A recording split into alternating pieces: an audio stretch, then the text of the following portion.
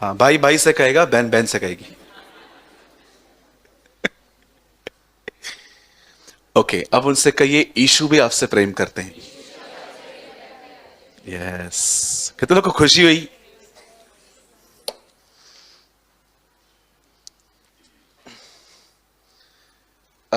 ये word actually preaching preaching नहीं करनी है। मैं जस्ट आपको ऐसा समझिए, मैं आपको अपनी बात बता रहा हूं, मुझे ये वचन बहुत पसंद है। आई डोंट नो आप में से कितने लोगों ने पढ़ा है कभी। आप मत खोलिए पंकज, रेवलेशन चैप्टर 1। दो लाइट्स वहां कम कीजिए बेटा। मैं कुछ भी नहीं बोलूंगा इसके ऊपर, जस्ट पढ़वा रहा हूं आपसे। चैप्टर 1 का 5th वर्ड। सब यहां पर देखिए, देखिए इस वचन में क्या लिखा है।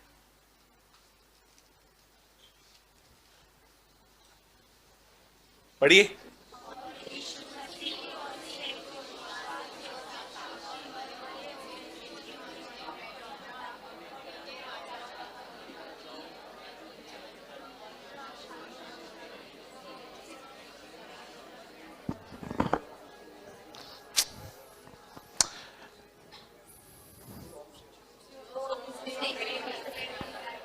जो हमसे प्रेम रखता है। अमेजिंग। रेवलेशन चैप्टर 1 में ये वर्ड है। मुझे इतना अच्छा लगता है ये वर्ड कि कितनी बिग पर्सनालिटी है वो, पृथ्वी के राजाओं का हाकिम। और जानते हो क्या कहती है? वो मुझसे प्रेम करता है।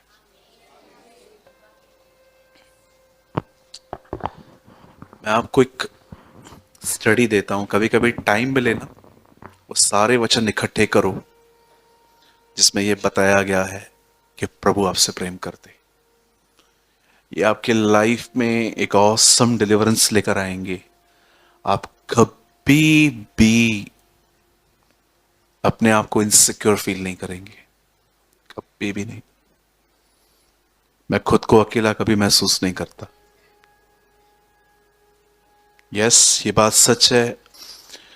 जो पाथ हमने पकड़ा है, इट्स अ लोनली पाथ। सब आपके साथ नहीं चल सकते वहां पर। और जितना आप उस मार्ग में, उस सकरे दरवाजे में जाएंगे, यह भी सच है कि उतना ही जीवन कई बार कठिन होता जाएगा। बट देन टू, आप कभी अपने आप को अकेला फील नहीं करेंगे। आपको ऐसा लगेगा कि कोई इस मार्ग में मुझे पीछे से धक्के दे दे के चला रहा है। And his name is Jesus. वो यीशु मसीह है। आमीन।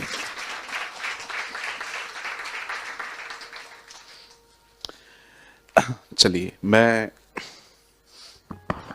आपको पता होगा कि हमने आज के वचन को टाइटल दिया था। बेटा आप यहां आ जाइए। Thank you. हमने आज के वचन को टाइटल दिया था, परमेश्वर हमें मजबूत करेगा। ठीक है। मैं वर्ड को स्टार्ट करने से पहले कुछ चीजें मैं आपको बताना चाहता हूं जो मेरे मन में प्रभु ने मुझे डाली थी। आप सभी जानते होंगे, आइए सब यहां देखिए। आप सभी जानते होंगे, मैं हर बार अपनी मीटिंग में एक बात कॉमन कहता हूं कि आपको अपना फोकस सही जगह पे रखने की जरूरत है। और आज मैं आपको फिर से कहता हूं, अगर आप चाहते हो कि आपकी हेल्थ ठीक रहे, अगर आप चाहते हो कि आप जब मॉर्निंग में उठो तो आपके बदन में एनर्जी हो काम करने के लिए, अगर आप चाहते हो कि आज हर एक से जो वो आपको मिले आप उनसे अच्छा बिहेव करो, तो इन सारी बातों को करने के लिए ये बहुत जरूरी है कि आपका ध्यान सही बातों पे केंद्रित हो। आप इस बात को हमेशा याद रखें। आपको हर दिन जिंदगी जैसे ले जा रही है, आपको वैसे नहीं जाना। आपको सर्टेन थिंग्स डिसाइड करनी है कि मुझे किस तरफ जाना है। एक तरफ वो नकारात्मक हिस्सा है हमारे जीवन का जो पूरा उलट पुलट पड़ा है, लेकिन एक तरफ हमारा परमेश्वर है जो इन सारी बातों का हल निकाल सकता है। मुझे लगता है कि हमें इस तरफ न देखकर हर दिन हमें इस तरफ देखने की जरूरत है। मैं क्यों कहता हूं सदैव आपको कि आपका ध्यान सही बातों पे होना चाहिए, क्योंकि ये याद रखें, आप जिन बातों पर ध्यान देंगे आप उन्हीं की तरह बनते जाएंगे। भजन संहिता एक ऐसी किताब है जो 70% दाऊद ने लिखी, कुछ हिस्सा एजरा ने लिखा, कुछ मूसा ने लिखा, तो कुछ सुलेमान ने लिखा। और आप इस वचन को पढ़ के देखिएगा जहां साम्स में लिखा है, अन्य जातियों की मूर्तियां, उनकी आंखें तो हैं परंतु वे देख नहीं सकती, उनके कान तो हैं लेकिन वो सुन नहीं सकती, उनके मुंह तो है लेकिन वो बोल नहीं सकती। और वहां पर लिखा गया है, और उनके मानने वाले भी उनकी तरह हो जाते हैं। अगर वो लोग उनकी तरफ देखकर उनकी तरह हो जाते हैं, तो आप यीशु की तरह देखकर उसकी तरह क्यों नहीं हो सकते? सोचें, ये बहुत जरूरी है कि आपकी जिंदगी में कुछ बातें ऐसी होंगी जिनको आप तब तक फेस नहीं कर सकते जब तक आप उन्हें नजरअंदाज न करें। शायद आप नहीं समझे होंगे, मैं हमेशा कहता हूं, हमेशा, और मुझे लगता है कि यह मुझे आज भी कहने की जरूरत है। आप जानते होंगे मुंबई में एक मैराथन रेस होती है। जो लोग बॉम्बे से हैं या तो यह सबको पता है, आजकल कुछ लोग कई किलोमीटर्स बॉम्बे घूम के वापस उसी प्लेस पे आते हैं। कभी आपने देखा है रेस के अंदर एक ऐसा व्यक्ति दौड़ रहा है जिसने एक अच्छा ब्लेजर, अच्छा पैंट, 5 पीस और अच्छे जूते पहने हैं पॉइंटेड, और वो भाग रहा है? मैंने कभी नहीं देखा है। सदैव ये लोग ऐसे कपड़े पहनते हैं जो पतले हों। आपने कभी देखा है कि जो स्विमिंग पूल में तैर रहा है वो ब्लेजर पहन के तैर रहा है? हमेशा स्लिम कपड़े पहनते हैं वो। उन्हें पता है कि इसी से दौड़ आसान हो सकती है। आपको पता है कई बार हम नहीं जान पाते क्यों प्रभु में आने के बाद भी हमारा जीवन एक बोझ सा लगता है हमें, क्योंकि आपने अननेसेसरी कुछ चीजों को उठा के ले चल रहे हो आप। और मैं आपको फिर से कहना चाहता हूं, लिसन, आप जानते हो क्यों यहोशू और कालेब को प्रभु ने कहा ये लोग मेरी तरह है? क्या कारण था कि परमेश्वर ने उन सारे लोगों को नकार दिया, लेकिन इन दोनों के लिए कहा कि ये मेरे जैसा दिल रखते हैं, इनके अंदर मेरे जैसी स्पिरिट है। एक्चुअली वहां हुआ क्या था, उन्हें एक देश में जाना था और बड़ी दुखद बात यह थी कि उनका लीडर लगभग मरने पर था बेचारा। और आप जानते हो जब वो अंदर जाने पर थे तब बाइबल मुकद्दस बताती है 10 लोगों ने कहा हम नहीं जा सकते, लेकिन इन दोनों ने कहा नहीं हम जाएंगे। और परमेश्वर ने कहा दे आर माई पीपल, क्योंकि ये मेरी तरह, क्योंकि ये मुझे देखकर चलते हैं। एक लाइन जो मैं कह के आज के संदेश को शुरू करना चाहता हूं वो ये है, प्लीज इस बात को समझिए और हो सके तो इस चीज को लिख दीजिए। जिंदगी कुछ चीजों को नजरअंदाज करके ही चलती है। हर चीज में नजर डालना जरूरी नहीं है। चलो सोचो, अगर आप एक ही जगह पे काम करते हो और आप अपने बाजू वाले की सैलरी पूछ रहे हो, तेरे को पगार कितना मिलता है? अभी आप नए हो, आपको मिलता है 10,000 और वो आपसे 5 साल पुराना है, उसे कितना मिलता होगा? आपसे ज्यादा। अब आप उससे पूछ रहे हो आपको पगार कितना मिलता है? अब वो आपको बता रहा है 20,000। मेरे को तो 10 ही बोला है इसने। कभी कभी आप ऐसे क्वेश्चंस लोगों से पूछते हो जिनके उत्तर पाके आप ही परेशान होते हो। अरे आपको क्या करना है? कितना कॉमन सेंस है। जो आपसे पहले होगा उसकी सैलरी तो आपसे ज्यादा ही होगी ना। आपको कितनी सैलरी देते हैं ये लोग? मेरे को 10 देते हैं। अच्छा, आपको 10 देते हैं? मेरे को बोला 5 से स्टार्ट करो, हर साल बढ़ाऊंगा। करते हैं ना, बढ़ाते हैं ना? हाँ बढ़ाते तो हैं, लेकिन बहुत गसते हैं। अब देखो, वापस ईव वाला काम चालू हो गया। फल ऐसा है, फल ऐसा है, फल ऐसा है, फल वैसा है। मुझे समझ में नहीं आता भाई आपका क्या काम है। प्रभु ने एक दृष्टांत में कहा, तेरे को 1 दिनार की बात की थी, ले और निकल। काय को उनके पीछे जाता है तू? कभी कभी आप खुद की परेशानी खुद इनवाइट करते हो। जानते हो कैसे? बोलो बाजू वाले को, नटवर लाल मत बनो।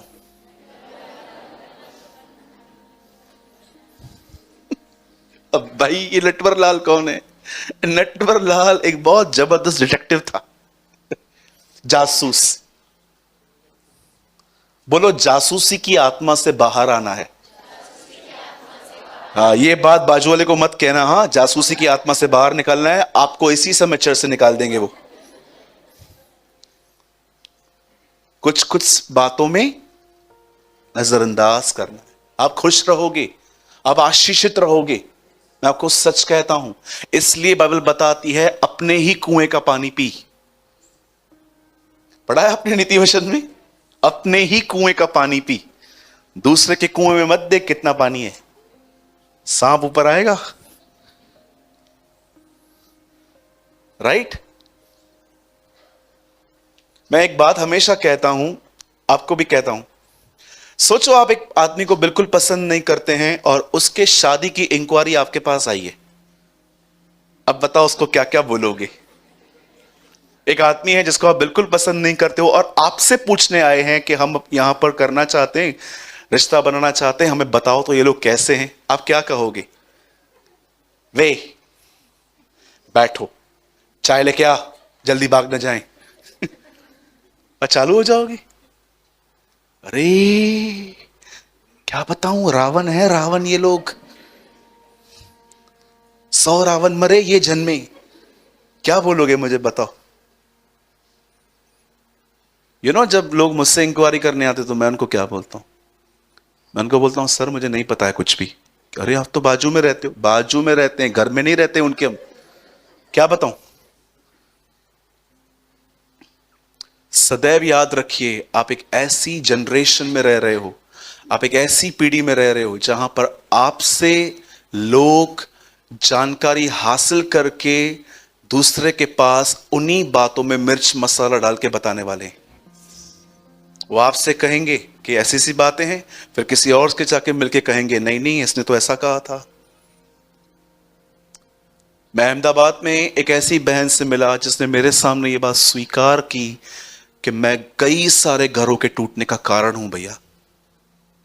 आपको पता है वो फैमिलीज उसे बद्दुआएं देती हैं दिन रात, एंड उसके बाद वो कभी स्पिरिचुअली ग्रो ही नहीं कर पाई है।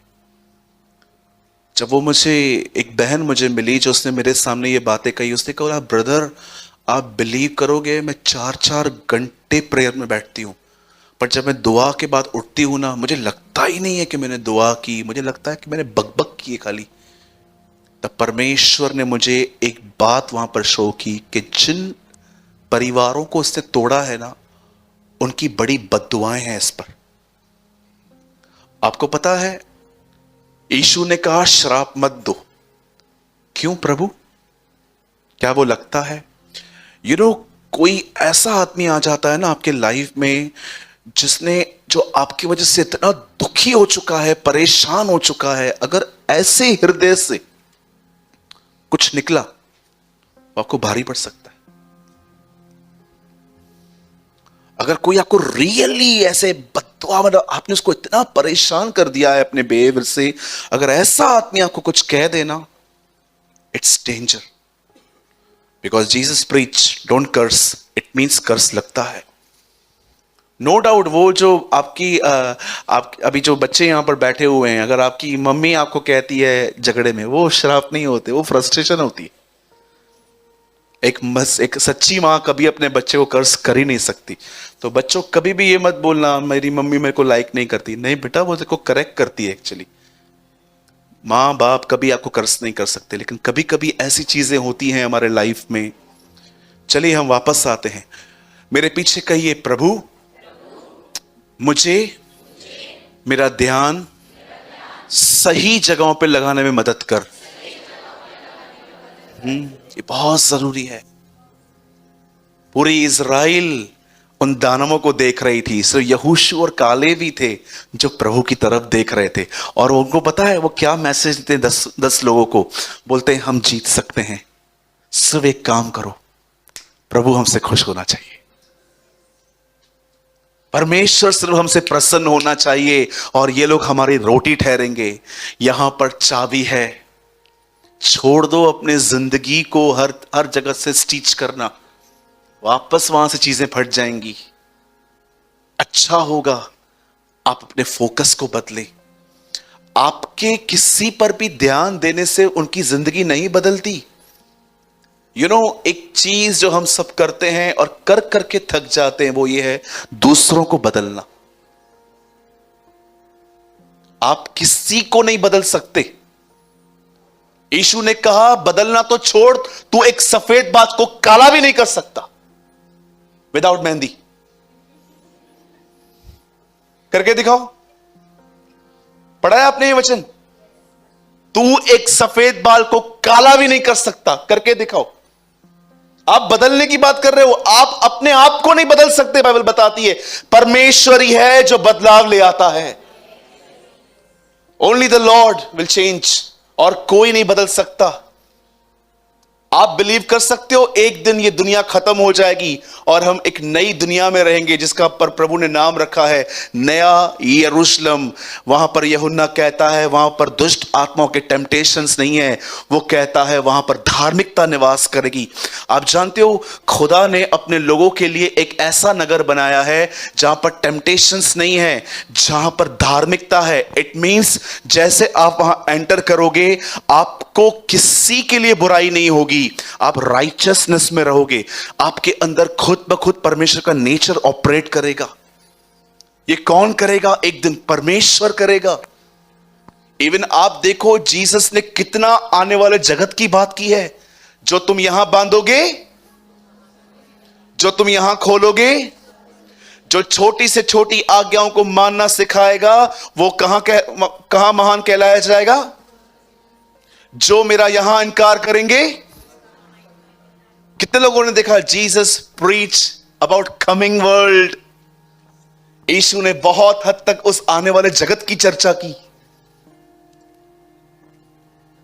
सही चीजों पे ध्यान दें। आपसे नफरत करने वाले बहुत होंगे, लेकिन मैं आपको यीशु के नाम से कहना चाहता हूं आपसे प्रेम करने वाले उससे डबल होंगे। क्या फर्क पड़ता है ये देखने से? किसी ने आपको ये दिखाया, क्या फर्क पड़ता है भाई? मेरे को ऊपर से ऐसा आया है, मेरे परमेश्वर ने मुझे एक्सेप्ट किया है ना, दैट्स इट, बहुत है। पॉल जीवन भर दुख तकलीफों में था और जब भी खुदा के पास जाता था खुदा उससे एक ही बात कहता था, आई एम सफिशिएंट पॉल, मैं काफी हूं तेरे लिए, मेरा अनुग्रह तेरे लिए काफी है। अरे काय को लोगों के अप्रूवल के पीछे भागते हो? क्यों चाहते हो कि सब आपको एक्सेप्ट करें? नहीं हो सकता ये।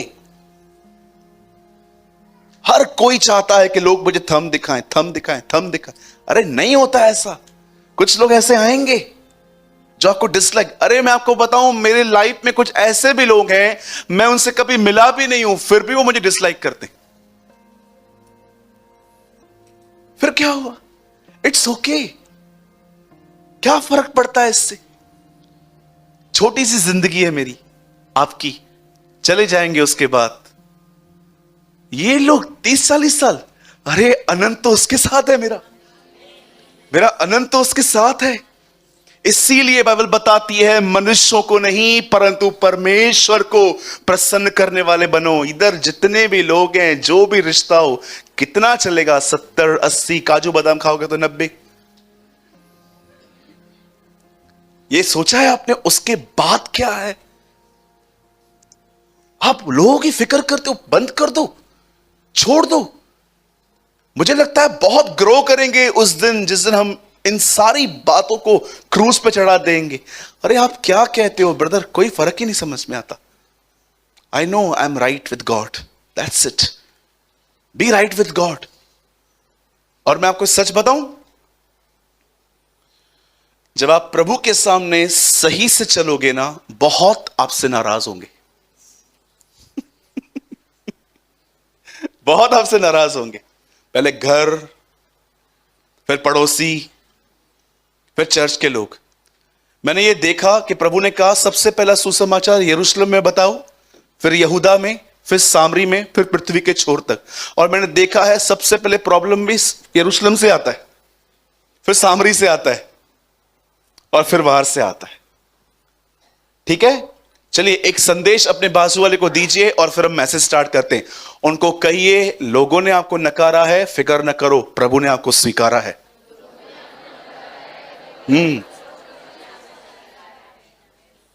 आमीन। कितने लोग बिलीव करते हैं ये? यस, आमीन। मैं वहां बैठा रहता और मुझे यहां से कोई कहता ना, मैं जम देता। आप मत दो, जम देता। यार क्या बात कही आपने, यार मुझे प्रभु ने स्वीकारा है, खत्म, फिनिश्ड। एक सबसे छोटी लव स्टोरी मैं आपको बताऊं। लव स्टोरी, यंग लोगों, लव स्टोरी। एक लड़के ने एक लड़की से कहा आई लव यू, यहां से स्टार्ट हुई। और उस बहन ने कहा आई लव यू टू भैया, द एंड। आइए वर्ड स्टार्ट करेंगे। चलिए कभी कभी हंसा कीजिए, ठीक है खड़ूस लोगों। आइए, मैं चाहता हूं आज की सुबह हम सब एक अद्भुत वचन पढ़ेंगे, पहला पतरस में से। सब लाए हैं बाइबल? अगर आपके पास हार्ड कॉपी नहीं है, आप मोबाइल में खोलिए भले, लेकिन प्लीज अपनी बाइबल को ओपन करें।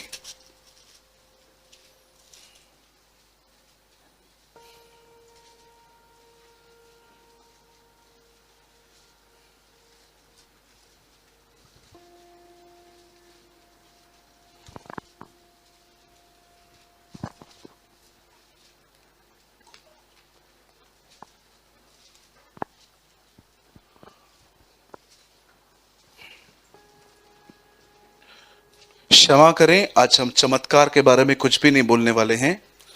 अगर आप एक ऐसे व्यक्ति हैं कि आप कुछ प्रभु से पाने के लिए आए हैं, आप मीटिंग के बाद हमसे मिलिए, हम आपके लिए दुआ करेंगे। लेकिन आज का वचन चमत्कार के लिए नहीं है। आज का वचन एक बार फिर से यीशु के जीवन में आने के लिए। ठीक है, कितने लोग एक्साइटेड हैं उसकी लाइफ को सुनने के लिए? A wonderful life of our Lord. आइए, मैं चाहता हूं भाई पंकज आप लगाइए पहला पतरस उसका 5वां अध्याय और उसका 10वां वचन।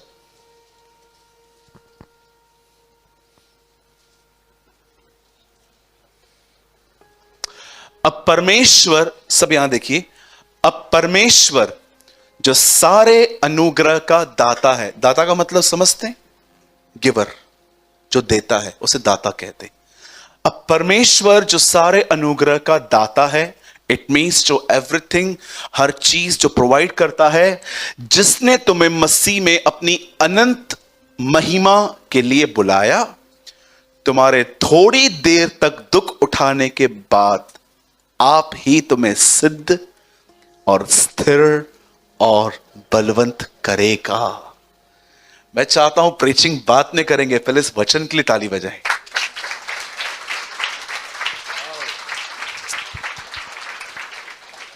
क्या अमेजिंग वर्ड है। मुझे लगता है इसको एक्सप्लेन करने की नीड ही क्या है, इतना साफ साफ यहां लिखा गया है। ध्यान दीजिए। अब आइए, ब्रदर इंग्लिश में लगाइए, ERV में। And after you have undergone pain for a little time, the God of all grace, who has given you a part in his eternal glory through Christ Jesus, will himself give you strength and support and make you complete and ये last में आए,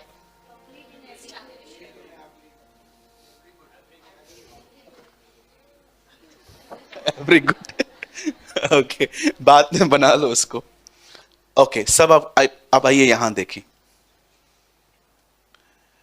हो सकता है मैं गलत हूं, क्योंकि मैथमेटिक्स बहुत ढीली है मेरी।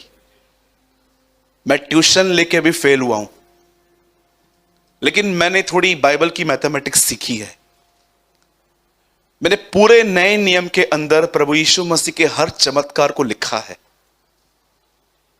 और मैंने देखा कि जीसस के न्यू टेस्टामेंट में कुल मिलाकर 37 मिरेकल्स रिकॉर्ड है।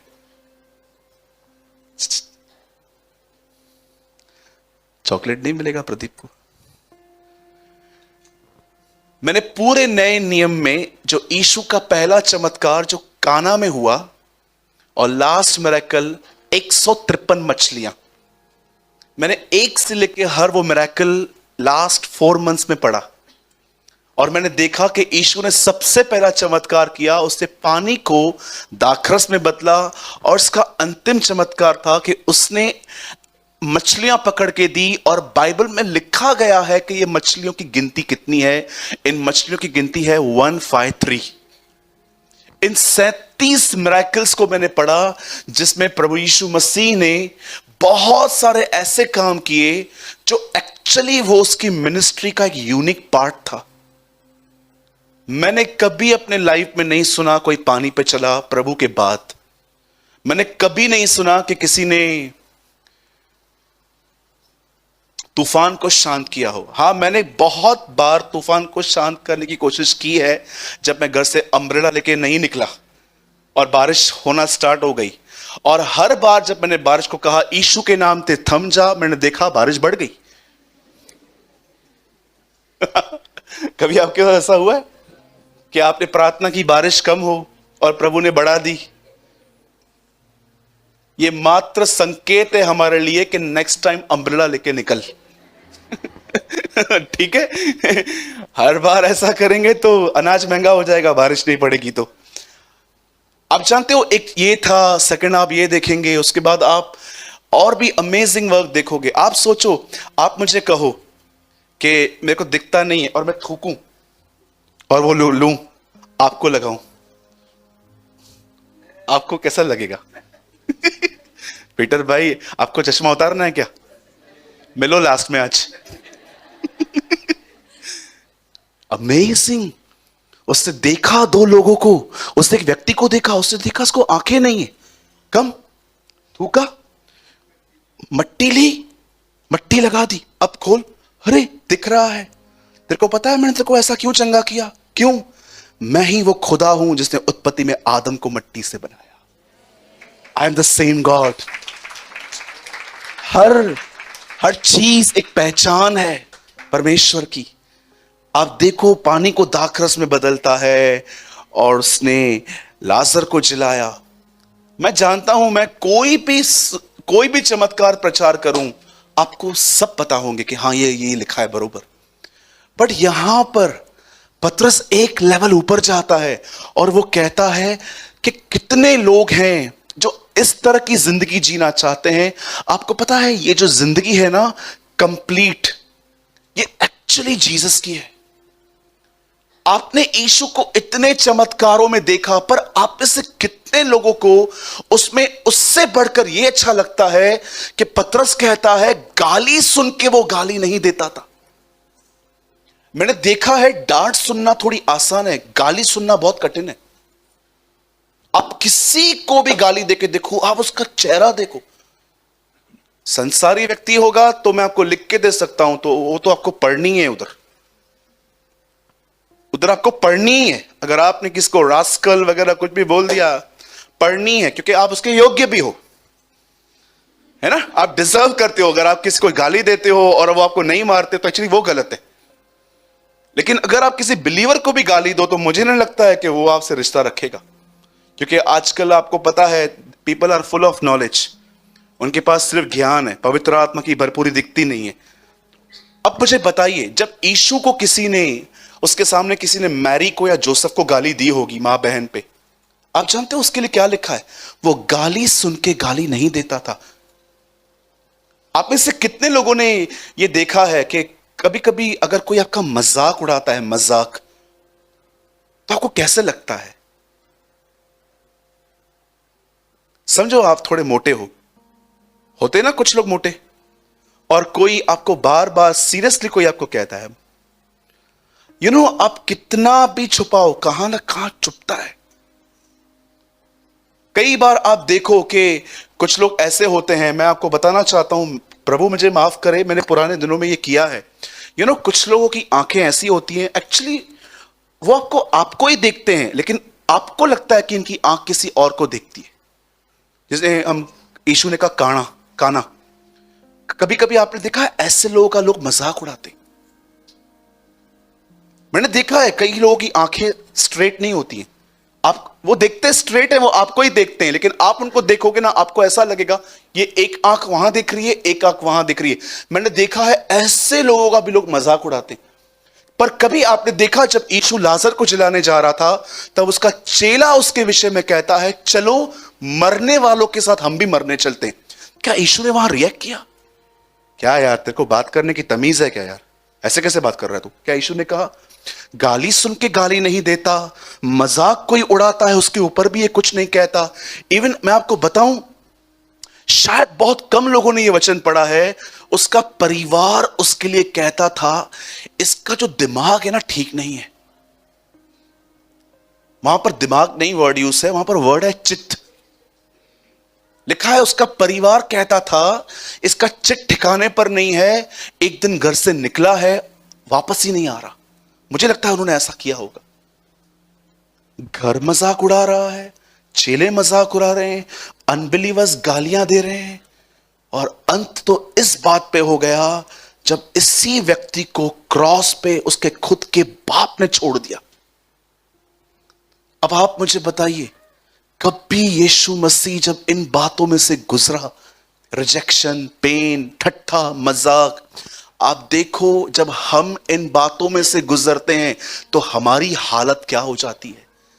रिश्ते हिलने लग जाते हैं, चर्चेस बदल जाती हैं, लोगों की मंडलियां बदल जाती हैं, क्योंकि वो कुछ बर्दाश्त नहीं कर पा रहे। कभी आपने सोचा कि ये जो जीवन है जिसको पतरस कहता है अ कंप्लीट लाइफ, क्यों कहती है बाइबल धीरज धरो? क्योंकि यही तुम्हें सिद्ध और अनुभवी करेगा। मेरे भाइयों, मेरी बहनों, याद रखिए, यह जीवन मात्र बाइबल में पढ़ने और दुआओं में नहीं मिलता। पतरस कहता है यह जीवन उनमें है, उनमें पाया जाता है जो अंडरगॉन पेन से निकलते हैं। वो कहता है कुछ चीजों को हासिल करने के लिए, आपको पता है मुझे ये जीवन ही पसंद नहीं है जिसमें थोड़ी इज्जत और थोड़ा प्यार कम मिलने पर मेरा बिहेवियर उनके लिए बदल जाए। कि मैं किसी फंक्शन में जाऊं और मैं देखूं एक पास्टर का ऑनर नहीं मिला है मुझे, और मैं उनके लिए फिर खट्टा हो जाऊं अपने आप में कि नहीं नहीं यार, मुझे नहीं रखना इनके साथ संबंध। कभी आपने सोचा ये चाइल्डिश नेचर हम में से क्यों नहीं निकलता?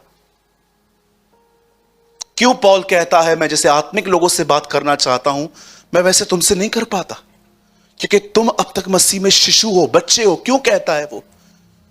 याद रखिए, and after you have, brother एक काम कीजिए, हिंदी लगाइए, एक्चुअली वो ज्यादा क्लियर है। अब परमेश्वर जो सारे अनुग्रह का दाता है, it means he is a giver, वो सब देता है। जिसने तुम्हें मसीह में अपनी अनंत महिमा, तुम्हारे थोड़ी देर तक दुख उठाने के बाद, नॉट पहले, बाद, तुम्हें सिद्ध, स्थिर, बलवंत कर देगा।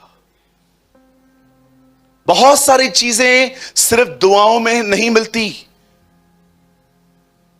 यस, दुआओं में ताकत मिल जाती है सहने की। आइए मैं आपको कुछ समझाना चाहता हूं आज। प्रभु मेरा गवाह है, मैंने इस संदेश के लिए बहुत बहुत खुदा से मांगा था कि प्रभु मुझे एक मैसेज दे मेरे जीवन के लिए, और वो मेरे जीवन में वर्क करने के बाद प्रभु जी मैं वो सेम चर्च को भी दे पाऊं। आप जानते हो एक दिन क्या हुआ? यीशु मसीह के जो पिताजी थे, मतलब जो अर्थली फादर थे, एक्चुअली हम ये भी नहीं कह सकते क्योंकि उसका कोई अर्थली फादर नहीं था, वो मिल्किसिदक की रीति का याजक था। आप जानते होंगे ना, पुराने नियम में मिल्किसिदक के परिवार का जिक्र नहीं है, न जन्म की तारीख न मौत की तारीख, कुछ भी नहीं है। इवन आप बाइबल में पढ़ो तो हर व्यक्ति के लिए कुछ ना कुछ लिखा है, ये कहां से पैदा हुआ। लेकिन आप जानते हो मिल्किसिदक का ना कोई बाप ना कोई मां, कुछ भी नहीं, अचानक आया, इब्राहिम को प्रभु भोज देके निकल गया। और बाइबल क्या बताती है, वो मिल्किसिदक की रीति का याजक ठहरा, क्योंकि जीसस की कोई अर्थली फादर मदर नहीं है। यस, ये बात सच है कि प्रभु ने मरियम का इस्तेमाल किया, हम इसके लिए प्रभु को महिमा देते हैं, लेकिन फिर भी हम जानते हैं कि सिर्फ हम उसे मरियम का बेटा नहीं कह सकते। सच तो यह है कि मरियम ने खुदा के बेटे को जन्म दिया। राइट? बाइबल कहती है, वचन में लिखा गया है, यूसुफ जब उनकी एंगेजमेंट हुई, आप जानते होंगे, दोनों के पास एंजल गए। मैं इसको रिपीट नहीं करना चाहता, जल्दी से बता देता हूं। इन दोनों के पास स्वर्गदूत गए, उसको कहा तुझे बेटा होगा, इसको कहा गया इसे घर ले जाना। उसके बाद क्या हुआ? वचन कहता है जब वो उसे लेकर भाग गए, क्योंकि हेरोद उसे मारने की कोशिश करने पर था, तब वचन कहता है कि वहां पर भी एक ड्रीम आया कि यहां से भी लेके निकलो। आपने देखा हर जगह पे उससे ड्रीम्स दिए गए। फिर एक ड्रीम आया, इसे उठा के अब तुम यहां चले जाओ। कितने लोग ये बात देख रहे हैं कि परमेश्वर यूसुफ की रक्षा हर बार ड्रीम्स के थ्रू करता रहा। स्वप्नदर्शी कहते हैं इन्हें बाइबल के अंदर, ऐसे लोग जो दर्शनों को देखें। इस परमेश्वर ने अपने दास को बचाने के लिए उसे दर्शन दिए और कहा यहां से ले, मेरे बच्चे को उठा, भाग यहां से वहां, यहां से वहां। आपने देखा वो कैसे भाग रहे थे, यहां वहां यहां वहां। और फाइनली जब उन्हें पता चला कि हेरोद मर गया है, तब परमेश्वर ने कहा अब तू मेरे बेटे को नासरत में, बड़ी बात है ना, पैदा बैतलहम में हुआ लेकिन पाला पोसा नासरत में गया, और सेवकाई तो उसे पूरे इज़राइल में की। अब मेरा सवाल है, ये एक स्वप्नदर्शी थे, इनको पता चला कि प्रभु ये कह रहा है, ये कह रहा है सपनों में। अब मैं आपसे एक सवाल पूछना चाहता हूं, जब इज़राइल के लोग परमेश्वर की नजर में गुनहगार थे और प्रभु ने ठान लिया था कि वो इन्हें पनिशमेंट देगा, तब उन दिनों में भी एक व्यक्ति था जिसका नाम था दानियल, और बाइबल कहती है उसमें किसी प्रकार का दोष नहीं था। और जानते हो दानियल भी यूसुफ की तरह दर्शन देखता था। अब मैं आपसे एक सवाल पूछना चाहता हूं, जिस परमेश्वर ने सपनों के द्वारा यूसुफ को बचाया, उसी परमेश्वर ने दानियल को सपना क्यों नहीं दिया कि यहां से भाग जा, क्योंकि एक राजा इन सबको गुलामी में पकड़ने वाला है, तू भी यहां से निकल। मैं जब उस दिन वचन को पढ़ रहा था, मैंने कहा प्रभु, दानियल भी सपने और दर्शन देखता था, यूसुफ भी देखता था, आपने यूसुफ को भगाया एक जगह से दूसरी जगह पे क्योंकि कोई खतरे में, कोई खतरा आ रहा था, लेकिन आपने दानियल को क्यों नहीं बचाया? आप दानियल को कह सकते थे सुन, फॉरेन लैंड में चला जा कुछ टाइम के लिए, कोई आने वाला है, ये सब जो तुम लोग का नगर है फूंका जाने वाला है, खत्म होने वाला है, तो यहां से भाग जा। क्यों परमेश्वर चाहता था कि वो व्यक्ति जो किसी प्रकार से दंड के योग्य नहीं है, वो भी इनके साथ जाए? जानते हैं क्यों? क्यों परमेश्वर ने चाहा कि दानियल भी उन लोगों में जाए जो गुनहगार हैं? मेरे भाइयों, मेरी बहनों, इस बात को सदैव याद रखें, अगर आप परमेश्वर की मर्जी में जिंदगी जीवन बिताने वाले व्यक्ति हो, सदैव याद रखें, प्रभु आपको कहां भी ले जाए, प्रभु आपको कहां भी रखे, देयर इज अ पर्पस। वो कभी आपके इस अर्थली लाइफ को इस तरह वेस्ट नहीं कर सकता कि आप बगोड़ों की तरह यहां वहां फिरो। मैं आपको फिर से कहना चाहता हूं, अगर आप एक ऐसे व्यक्ति हैं जो परमेश्वर की मर्जी में जिंदगी जीते हैं, प्रभु के साथ चलना आपका लक्ष्य है, आप प्रभु से प्रेम करने वाले व्यक्ति हैं, आप बिलीव करो परमेश्वर आपके जीवन में जो कुछ भी होने दे, परमेश्वर का उसके ऊपर कोई पर्पस है। देयर इज अ पर्पस जो अब समझ में नहीं आएगा, कुछ समय होगा, वह परमेश्वर जो यूसुफ का भी परमेश्वर है, दानियल का भी परमेश्वर है। वो देख रहा है कि यूसुफ और यीशु पर एक परीक्षा आने वाली है। वो इन्हें दर्शन देकर कहता है यहां से भागो। लेकिन वही खुदा जब देख रहा है कि दानियल के ऊपर भी परीक्षा आ रही है, वो उसे कोई दर्शन नहीं देता। वो चाहता है कि ये उस माहौल में पहुंचे जहां पर उसको सफर करना पड़े। आप जानते हो, जब वो वहां पर पहुंचा, दानियल जब वहां पर पहुंचा, तो परमेश्वर ने वहां पर उसके लिए क्या रखा था। परमेश्वर जानता था ये जो व्यक्ति है, यही व्यक्ति इन लोगों के लिए वहां पर दुआएं करेगा और ये लोग आजाद होंगे। परमेश्वर जानता था कि दानियल ही है जो इनके लिए दुआएं कर करके इनको यहां से निकाल ले आएगा। आप जानते हो, परमेश्वर कई बार आपकी जिंदगी में आपको ऐसे लोगों के बीच में क्यों रखता है, या ऐसी सिचुएशंस में क्यों रखता है जिसमें आप बिल्कुल ऐसे कंफर्ट फील नहीं करते। उसका रीजन जानते क्या है? ताकि जीवन सिद्ध, स्थिर और बलवंत हो। अदरवाइज मैं आपको सच कहता हूं, आपकी जिंदगी में यह साइकिल कभी खत्म ही नहीं होगी कि आप हर व्यक्ति के प्रति अच्छे होते हो, पहले दोस्ती कर लेते हो, करीब चले जाते हो, पर मात्र आपका रिश्ता 6 और 8 महीने का होता है। आपका संबंध किसी से भी ठीक नहीं रहेगा।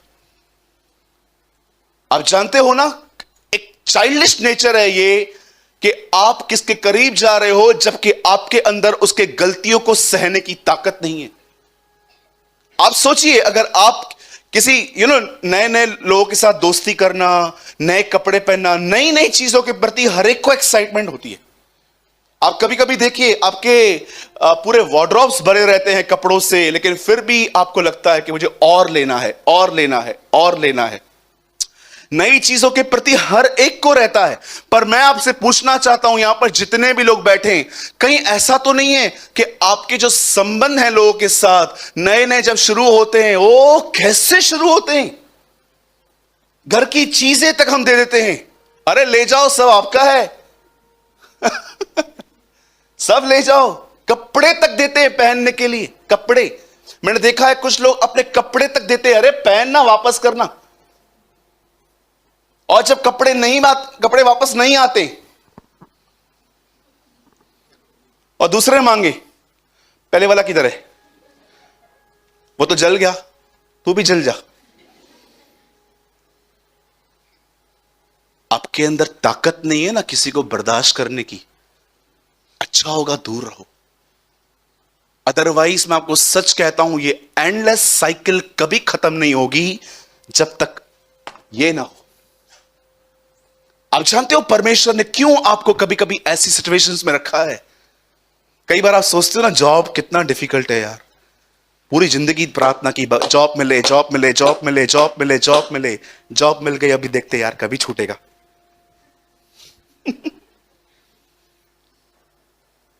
मेरी एक बहन है, हमारे चर्च में आती है। उसने कई साल तक दुआएं की थी कि मैं बच्चा मिले, और जब प्रभु ने उसे बच्चा दिया तो आज बोलती है ऐसा नहीं मांगा था।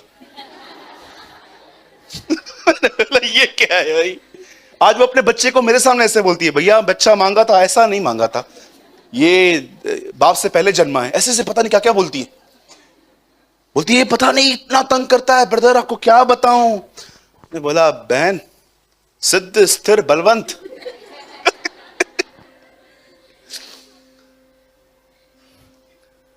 क्या परमेश्वर है हमारा, हमारी परिस्थितियों को हमें बनाने के लिए इस्तेमाल कर देता है। वाओ।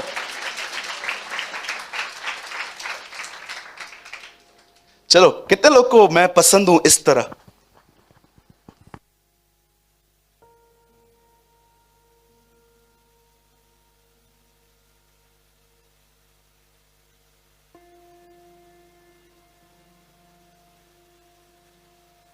Praise the Lord.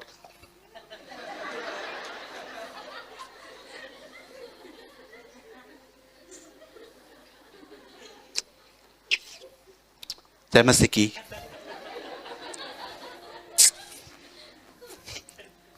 अब क्या बोलोगे, ये कौन पागल है? बर्दाश्त कर सकते हो? नहीं कर सकते ना। बहुत सारे लोग भीतर से ऐसे कद बड़ा है। आइए मैं आपको एक अमेजिंग वर्ड दिखाता हूं। मुझे लगता है ये मेरे प्लान में नहीं था आज, but this is God's word for you. ऐसा समझो ये रहमा है आपके लिए आज। प्लीज सब यहां देखिए। पंकज, ल्यूक 2 यहां देखिए सब। फिर से कहता हूं वहां देखिए, ध्यान मत भटकने दीजिए। 2 अध्याय जल्दी लगाइए उसका 2 का, लूका का 2 का 52। सब यहां देखिए, बाइबल बाद में खोलिएगा। यहां देखिए। और यीशु बुद्धि और डील डोल में और परमेश्वर और मनुष्य के अनुग्रह में बढ़ता गया। आप में से कितने लोग इस अद्भुत वचन को देख पा रहे हैं? बॉडी के साथ जीसस की विजडम भी ग्रो हुई थी। यीशु मसीह उनमें नहीं था जिसका बदन चौड़ा और लंबा हो रहा था। जब वो बढ़ रहा था, लिखा है वो विजडम भी बढ़ रही थी। वो जानता था बच्चों से, बड़ों से, बुजुर्गों से और कैसे लोगों से कैसे व्यवहार करना है। And Jesus was increasing in a wisdom and in years and in God's grace before God and man. मनुष्य के अनुग्रह में बढ़ता गया। बाइबल बताती है वो सिर्फ उन बातों में नहीं बढ़ा कि बस नोज बड़ा हो रहा है, बाल बड़े हो रहे हैं। आप जानते होंगे बचपन में जब छोटे बच्चे हम पैदा होते हैं, आपने देखा होगा कि अब छोटा बच्चा जो 1 दिन 2 दिन का है, आप उसे हाथ में उठाइए, आप महसूस करोगे कि बदन को पकना बाकी है। आप देखो, मैंने एक दिन छोटे बच्चे का नाक पकड़ा था, 3 घंटा रोया। उसकी मां ने मुझे बहुत डांटा, आपने उसको रुलाया। मैंने कहा अभी क्या, अभी तो रो रहा है, अभी क्या कर सकते। ये ना छोटा बच्चा होता है, कैसे वो पकता है आहिस्ते आहिस्ते। आप देखिए उसके पैर कैसे होते, कितने छोटे छोटे होते। आपको पता है मैं छोटे बच्चे को उठा ही नहीं पाता। मुझे बहुत डर लगता है कि हाथ से छूट ना जाए, और ये सब मेरे ऊपर। कई बार मैं लोगों को उठा के ब्लेस करके उनको वापस दे देता हूं। मैं तो ले बाबा, तेरा लाल काला पीला जो भी है रख ले। हाँ, उस दिन आकाश की गुड़िया भी आई थी, मेरे गोद पे बैठी थी, पर मुझे बड़ा डर लग रहा था। मैं बार बार उनको देख रहा था, मांग क्यों नहीं रहे लोग। हाँ, द बाइबल सेज और यीशु बुद्धि, इट मींस जब जीसस ग्रो कर रहा था। आप सोचो 12 साल की उम्र में उसके पास वो था जो हम सब के पास मिलके भी नहीं होगा। क्या वो इंक्रीज कर रहा था। ऐसे ऐसे खया सवाल उनसे पूछता था। लोग पूछते थे यार ये है किसका बेटा। वो सोचते थे ये परमेश्वर का वचन जानता है। अरे वो खुद परमेश्वर का वचन है। He is the word of God. उन्हें लगता था ये वचन जानता है। अरे वचन नहीं जानता, तुम्हारा बाप है वो। है ना। चेले पूछते होंगे ना एक दूसरे से, अरे यार ये कौन है जो तूफान भी इसकी बात मानता है। तुम्हारा पिताजी है। यस, दानियल उस गुलामी में चला गया। और आपने देखा एक ही बाइबल में व्यक्ति है जिसका कोई सिन मेंशन नहीं है, दानियल। इवन कुछ लोग कहते हैं आप गलत हो, यूसुफ के लिए है, उसका कोई पाप मेंशन नहीं है। आगे देखिए, मैं आपको बताता हूं उसकी गलती। लिखा है वो अपने भाइयों का बुरा समाचार अपने पिता को देता था। उसकी भी गलतियां मेंशन हैं। वो चुगली मारता था, ऐसे देखता था दूरबीन लेके क्या कर रहे हैं, और पिताजी के पास लेके जाता था, पप्पा कैसों को पैदा किया है, कितना कुछ करते हैं, तुझे पता नहीं है, ये है वो है। आपको पता है उससे इसीलिए जलते थे वो, क्योंकि उनको पता था ये चुगलखोर है, ये चुगलियां मारता है। और सदैव याद रखना, चुगली मारने वाले दानियल के शेर की मान में थे सब, है ना। परमेश्वर कितना दयालु है ना इन दिनों में। मैं उस दिन एक वचन पढ़ रहा था भाई, उसमें लिखा था जैसे हनन्याह और सफीरा आए, जैसे वो एंटर हुए, उनसे एक सवाल पूछा गया, तुमने ये भूमि जो है सेम में बेची थी, सेम दाम में? बोला हाँ। ठक। आज अभिषेक में गिरते हैं लोग, वो ऐसे ही गिर गए। फिर दूसरा आया, उससे भी सेम सवाल पूछा, सच है क्या ये? हाँ सच है। अरे तू भी झूठ बोल रहा है। ठक। चर्च में डेथ। जरा सोचो अगर आज वो सिस्टम आज भी लागू हो जाए, जैसे अंदर आए लोग ठक ठक, 60-70% लोग तो इधर ही मर जाएंगे, एम्बुलेंस खड़ी करनी पड़ेगी बाहर, भाई आजा ले जा। क्या दयालु है हमारा परमेश्वर। बेचारा नम्र हो गया और नम्र हो गया कि छोड़ दे यार, रहने दे, कोई बचेगा ही नहीं इनमें से, क्योंकि हनन्याह और सफीरा तो भरे पड़े हैं आजकल चर्चेस के अंदर, राइट। अब एक आखिरी बात बोल के मैं संदेश को खत्म कर रहा हूं। सुनिए, जब परमेश्वर दानियल को वहां ले गया, आप जानते हो सिर्फ वो उसे इसीलिए ले गया क्योंकि परमेश्वर को वहां पर एक व्यक्ति चाहिए था जो उनके लिए प्रेयर करे, और उसने हर दिन 3 बार उनके लिए दुआएं की। आप जानते हो एक यहूदी सदैव जानता है कि उसको यरूशलेम की शांति के लिए दुआ करनी है, और वो हर बार वहां पर खड़े होके उस दीवार, उस विंडो के सामने खड़े होके यरूशलेम के लिए दुआ करता था कि खुदा मैं फॉरेन लैंड में हूं, मैं एक फॉरेनर हूं यहां पर, मेरा नगर तो वो है। और वो हमेशा उसके लिए प्रार्थना करता था। और आप जानते हो एक टाइम ऐसा आया जब वो मर गया, और उसके मरने के बाद एक नया किंग आया, दारा। एंड द बाइबल से दारा ने उन दिनों में एक नया फतवा जारी किया, यहूदियों को रिहा करो और वो अपने नगर को लौट जाए। आप में से कितने लोग ये बात जानते हैं, दानियल मर गया, दुआएं जिंदा थी। मैं आप में से हर एक को कहना चाहता हूं, आज से बहुत साल पहले परमेश्वर के एक जन ने, पता नहीं मैं किसके लिए कह रहा हूं, पर मैं जानता हूं खुदा मेरे मन में डाल रहा है ये बात, तो कोई है। आज से बहुत साल पहले एक व्यक्ति ने अपने संगति में रहने वाले एक लड़के से कहा, प्रभु मुझे कह रहा है तू चाइना जा। आप जानते होंगे ना, चाइना में क्रिश्चियनिटी बैंड है, दे वर्शिप सम लाइक अ सूर्य देवता, किसको वो मानते हैं। अब इस बंदे को उसके सीनियर ने कहा, प्रभु मुझे कहता है तू चाइना जा। चला गया। 2 साल तक वहां उसने काम किया, कोई रिजल्ट नहीं आई। तब उसने अपने सीनियर को पत्र लिखा, उन दिनों में मेल वगैरह कुछ नहीं होते थे। उस पत्र में उसने लिखा, सर मैं वापस आ रहा हूं, जो काम आपने मुझे सौंपा था वो काम नहीं हो रहा, यहां पर कोई प्रभु के बारे में सुनना नहीं चाहता। आप जानते हो जब उसको वो लेटर मिला, उस लेटर का उसने आंसर क्या किया? मात्र 2 शब्द, ट्राई टीयर्स, आंसुओं का उपयोग कर।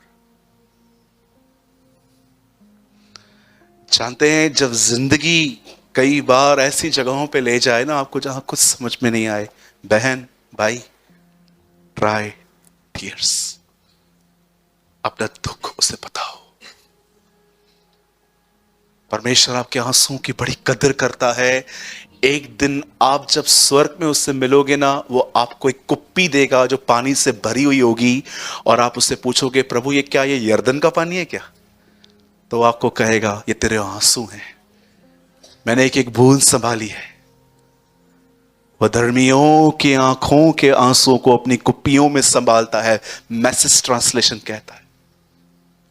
मेरे भाइयों मेरी बहनों, परमेश्वर ने जैसे दानियल को एक पर्पस के लिए वहां रखा, वैसे ही याद रखें, अगर परमेश्वर ने आपको किसी सिचुएशन में रखा है, वो आपको एक ऐसा जीवन देना चाहता है। पंकज पहले वाला वर्ड लगाइए, वो आपको क्यों उसने आपको वहां रखा जहां difficult boss, difficult family, difficult हालात हों, ताकि आपके अंदर सेम पतरस, ताकि आपके अंदर उस तरह का जीवन हो जो सिर्फ और सिर्फ हमारे प्रभु यीशु मसीह में था। पहला पतरस 5, वही सेम वचन लगाइए ब्रदर।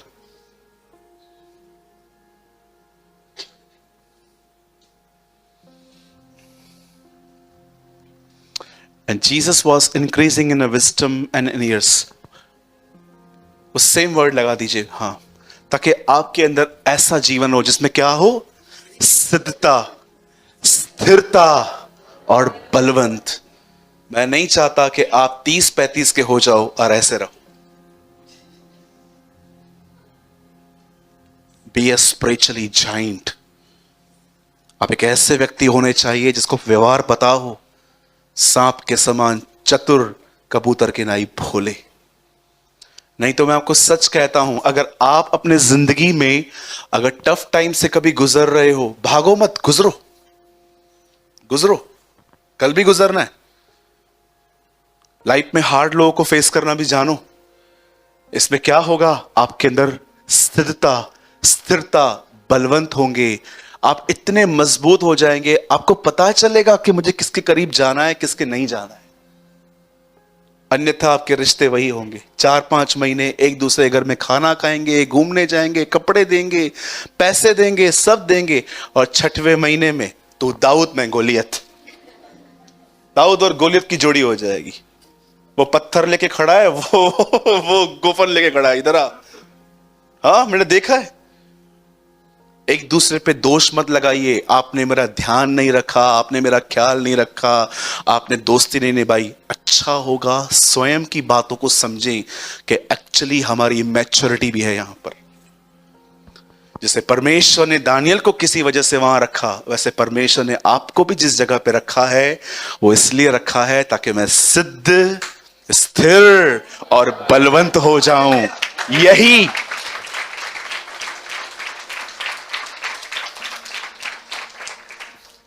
और बंद करने से पहले वन लास्ट थिंग, आप जानते हैं ये है क्या? ये हमारे प्रभु का जीवन है। This is the life of our Lord. ये हमारे प्रभु की जिंदगी है। वो आपको बनाना चाहता है ऐसा, और मैं बिलीव करता हूं वो करेगा। आमीन। लेकिन कितना महान है ना, सब बात में आया, पहले अनुग्रह आया। भाई फिक्र मत कर, मेरी मदद तेरे साथ रहेगी। मरियम, यीशु बात में, अभिषेक बात में, सब बात में आएगा। सबसे पहले परमेश्वर का अनुग्रह तुझ पर हो। हमारा प्रभु इतना महान है कि आपको जिम्मेदारी बाद में सौंपता है, सबसे पहले वो आपको जिम्मेदारी की ताकत देता है। He is our God। वो आपको पहले प्रोविजन देता है। हे मरियम, परमेश्वर का अनुग्रह तुझ पर होगा। ये कैसे हो सकता है? तुझसे बेटा पैदा होगा, उसका नाम यीशु रखना, वो कुंवारी वगैरह वगैरह, अरे सब बात में। First he will give you the grace. और ग्रेस क्या है? परमेश्वर की मदद। बोलो यीशु मसीह की। कितने लोगों ने कुछ समझा? बोलो परमेश्वर मुझे मजबूत करेगा, परमेश्वर मुझे स्थिर, सिद्ध और बलवंत करेगा। कहिए, परमेश्वर मुझे और मेरे परिवार को सिद्ध, स्थिर और बलवंत करेगा। वाओ। और मैं जीवन का सामना वैसे ही करूंगा जैसे यीशु करता था। आमीन।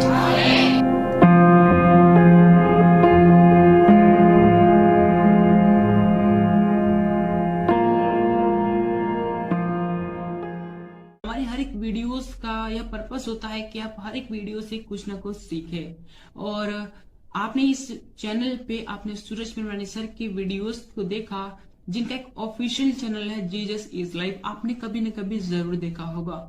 उनके चैनल पर जो परमेश्वर के प्रति, जो परमेश्वर के वचन होते हैं, वे बताए जाते हैं, बहुत ही गहराई के साथ बताए जाते हैं। और उनका हर वचन 1 से 1.5 घंटे का होता है। तो मैं भी उनकी वीडियोस को वॉच करता हूँ, देखता हूँ, और उनकी वीडियोस से मैं सीखता हूँ। और जब मैं उनकी वीडियोस को देखता हूं तो मुझे बहुत इंपॉर्टेंट मैसेजेस भी देखने को मिलते हैं, जो कि उन प्रीचेस के बीच में या फिर कहीं बीच में देखने को मिल जाते हैं। तो मैंने सोचा कि उनके वीडियोस से जो इंपॉर्टेंट मैसेजेस हैं मैं आपके साथ शेयर करूं, जो कि 20 मिनट 30 मिनट के होंगे। मैं उनकी 1.5 घंटे 1 घंटे की वीडियोस में से 20 से 30 मिनट की जो इंपॉर्टेंट मैसेज वाली सीरीज है मैं आपके साथ शेयर करता हूं। तो आई होप आपको ये सीरीज अच्छे लगते होंगे, आप इनसे कुछ ना कुछ सीखते होंगे। मैं नहीं कहता कि सूरज पंडवानी सर के 1.5 घंटे की वीडियोस में केवल 20 से 30 मिनट ही इंपॉर्टेंट मैसेज होता है। मैं केवल इतना कहना चाहता हूं कि उनका हर एक वर्ड जो परमेश्वर की ओर से होता है बहुत ही इंपॉर्टेंट है और हमारे जीवन में रोल प्ले करता है। लेकिन हम उन बहुत ही सारे के सारे पॉइंट्स इंपॉर्टेंट है, बट उनसे भी ज्यादा इंपॉर्टेंट जो पॉइंट होता है मैं आपके साथ शेयर करता हूं और आप इस चैनल पे उन वीडियोस को देखते हो। आप चाहो तो मेरे चैनल पे जाकर काफी सारे वीडियोस देख सकते हो, जो कि सूरज पंडवानी सर के मैसेजेस हैं, जो परमपिता परमेश्वर के वचन हैं, आपको वहां पर देखने को मिल जाएंगे और बहुत ही गहराई के साथ सूरज पंडवानी सर ने आपके साथ शेयर किया है। मेरी आशा है कि आप ये वीडियोस देखकर ब्लेस होते होंगे, क्योंकि इन वीडियोस पर इस चैनल पर काफी कुछ कमेंट्स आते हैं जिसमें कुछ लोग कहते हैं, ज्यादा नहीं कहते, बस 1-2 लोग का मैसेज मुझे ऐसा देखने को मिला, वो ऐसा कमेंट करते हैं कि दूसरे के मैसेजेस को कॉपी क्यों करते हो और अपने चैनल पे अपलोड करके उससे अपना बनाते हो, अपना कहते हो। तो मेरा उनको केवल यही रिप्लाई है, क्योंकि परमपिता परमेश्वर का वचन सभी के लिए है और हमारा काम है परमपिता परमेश्वर के वचनों का प्रसार करना और लोगों तक पहुंचाना, चाहे वो किसी के भी द्वारा कहे गए हो, चाहे वो किसी के द्वारा प्रचार किए गए हो। लेकिन हमें केवल इतना करना है कि हमें उन वचनों को, परमपिता परमेश्वर के जो वचन है, उन्हें लोगों तक पहुंचाना। हमारा केवल यही उद्देश्य है कि परमपिता परमेश्वर का वचनों का किसी न किसी तरीके से प्रचार होना चाहिए। वो चाहे हम खुद प्रचार करें या फिर कोई भी प्रचार करे, अगर हम उन प्रचार को लोगों तक पहुंचा रहे हैं तो इसमें कोई भी गलत बात नहीं है, इसमें कोई भी बुरी बात नहीं है। हमारा काम है केवल परमपिता परमेश्वर के वचनों का प्रसार करना, उन परमपिता परमेश्वर का कार्य करना, और इसके अतिरिक्त हमें कुछ नहीं सोचना। और जितने लोग ऐसा सोचते हैं, मेरे हिसाब से, मेरे अनुभव के हिसाब से, जैसा मैंने समझा है उसके हिसाब से, ये वचन देखने नहीं आते और ये वचन देखकर भी इन्हें कोई फायदा नहीं होने वाला, क्योंकि उन्हें इन बातों में दिलचस्पी है कि कौन किसका क्या कॉपी कर रहा है, कौन कैसे काम कर रहा है, कौन वचन बता रहा है, कौन वचन नहीं बता रहा है। केवल उन्हें इन्हीं बातों से मतलब है। उन्हें इस बात से मतलब नहीं है कि वचन उन तक पहुंचा, उनको इस बात से मतलब है कि वचन किसके द्वारा पहुंचा।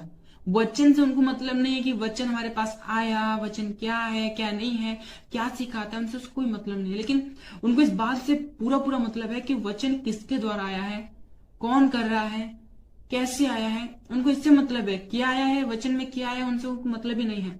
तो ऐसे लोगों को मैं केवल यही रिप्लाई देना चाहूंगा कि वो इन बातों पर ध्यान ना दें। अगर आप तक परमेश्वर की वीडियोस पहुंचते हैं, ज्ञान के वीडियोस पहुंचते हैं, तो आप उन्हें देखें, उनसे ज्ञान प्राप्त करें और परमेश्वर के ज्ञान में बढ़ें, और इसके अतिरिक्त वो कुछ ना करें। लेकिन अगर वो इससे ज्यादा कुछ करते हैं तो परमेश्वर के लिए यह ग्रहण करने के योग्य नहीं होगा, और वो वीडियो देखेंगे, आधा घंटा 1 घंटा जो भी समय देंगे, उनका समय देना व्यर्थ हो जाएगा।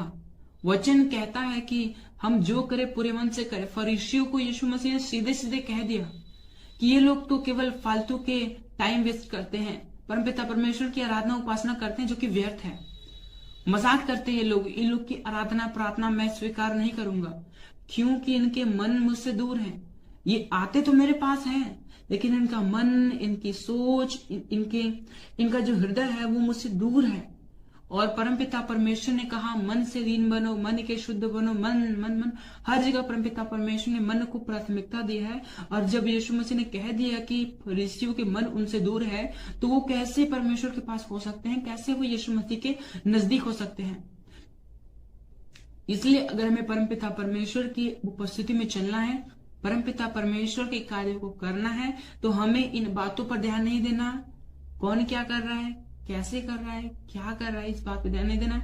हमें इस बात पे ध्यान देना है कि वचन क्या है, वचन क्यों है, वचन कैसे है, मेरे जीवन में वचन कैसे लागू होगा, अगर ये वचन मेरे पास पहुंचा है तो मैं इन वचनों पर कैसे चल सकता हूं, और अगर मैं नहीं चल सकता तो क्यों नहीं चल सकता। फिर जाकर इन सभी रीजंस को दूर करो, और जब रीजंस दूर हो जाएंगे तो फिर आप परमपिता परमेश्वर के वचन में ऑटोमेटिकली ही ग्रोथ करोगे, ऑटोमेटिकली ही बढ़ते जाओगे, और इसमें कोई भी गलत बात नहीं है। सो आई होप आपने इस वीडियो के शेयर किए जाने के पर्पस को आपने समझा होगा। तो आज के वीडियो को हम यहीं तक रखते हैं, मिलते हैं नेक्स्ट वीडियो में आप सभी को। जय मसीह की, प्रेज़ द लॉर्ड।